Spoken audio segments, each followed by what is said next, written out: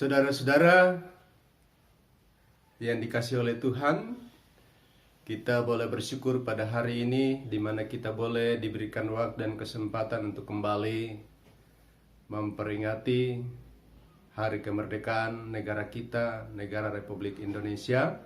Dan melalui kesempatan ini kita akan bersama-sama merenungkan firman Tuhan dari Kejadian 43 ayat 1 sampai 34 dan Kisah Para Rasul 15 ayat 1 sampai 21. Saudara-saudara, dari kedua perikop firman Tuhan ini, mari kita renungkan dalam satu tema yang berkata, merangkul dengan kasih kepanjangan dari kata merdeka.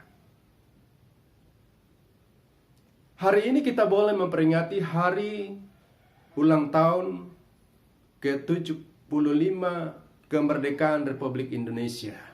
Kita yang hidup sekarang ini bukan lagi berada pada era perang dengan memanggul senjata tajam ataupun senapang.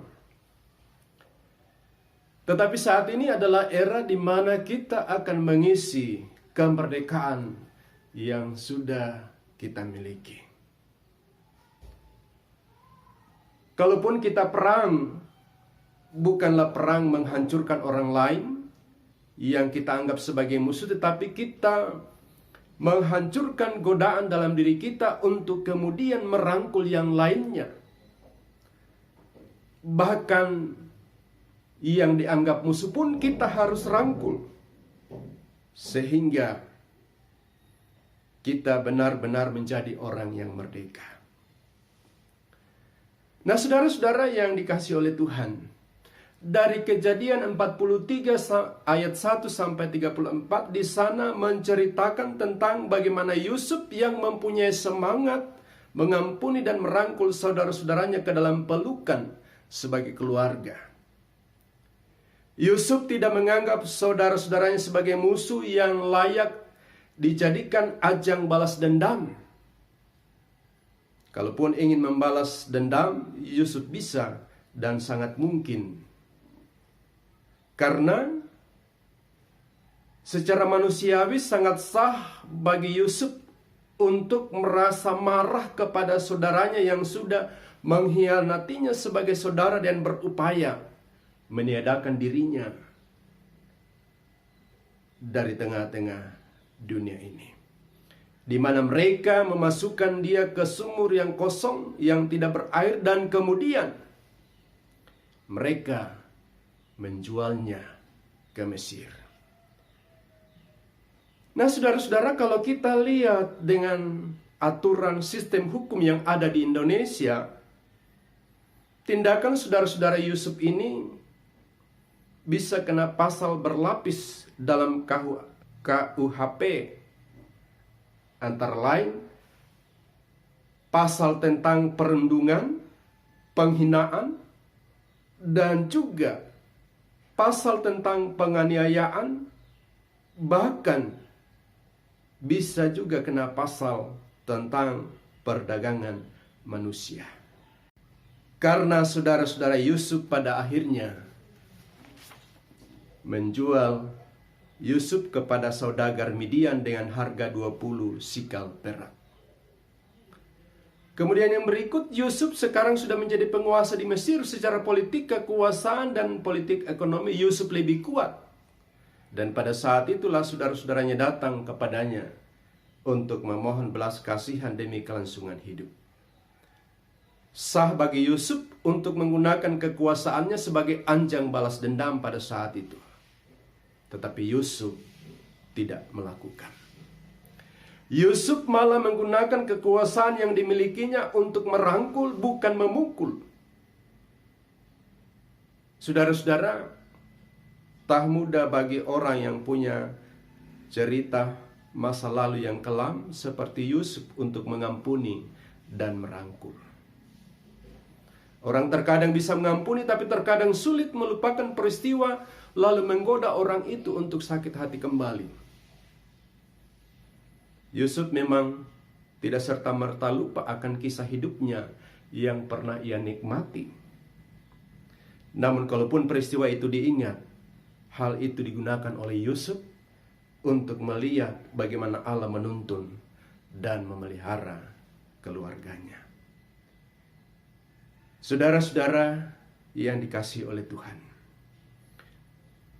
tidak mudah untuk merangkul, termasuk orang-orang yang mengaku dan merasa sudah diselamatkan pun tidak mudah untuk merangkul.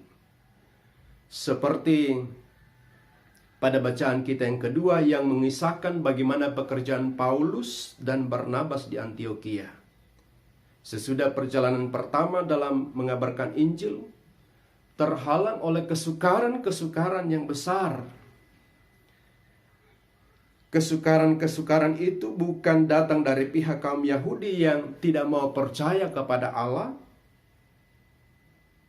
melainkan dari orang-orang Yahudi yang sudah menjadi Kristen pada saat itu.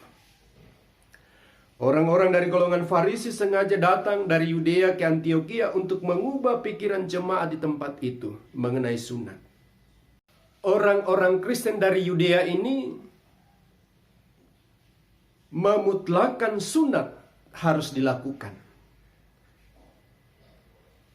Memang mereka tak menyangkal kuasa pengorbanan Yesus Kristus untuk pengampunan dosa, tetapi mereka yakin bahwa hanya dengan jalan penyunatan Kristus menganugerahkan keselamatan kepada mereka.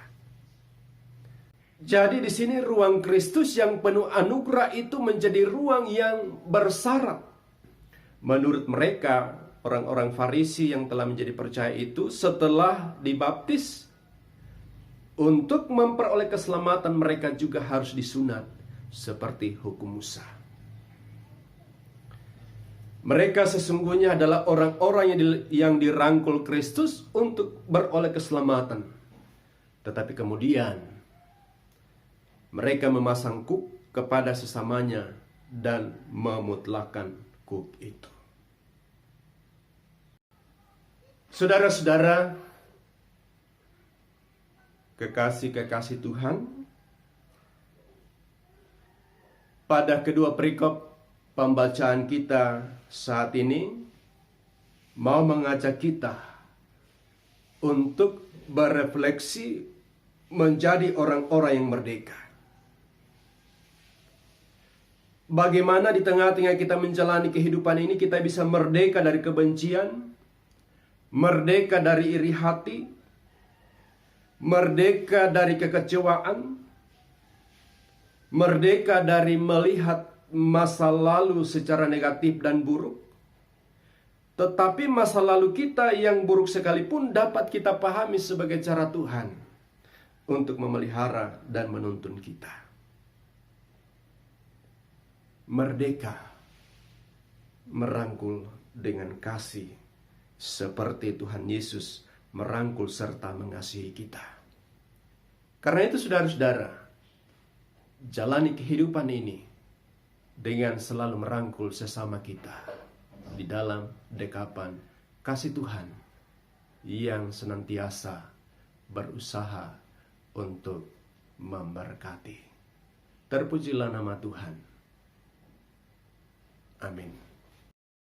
Dirgahayu bangsaku Indonesia yang ke-75, Indonesia maju ke depan, Tuhan Yesus memberkati. Salam.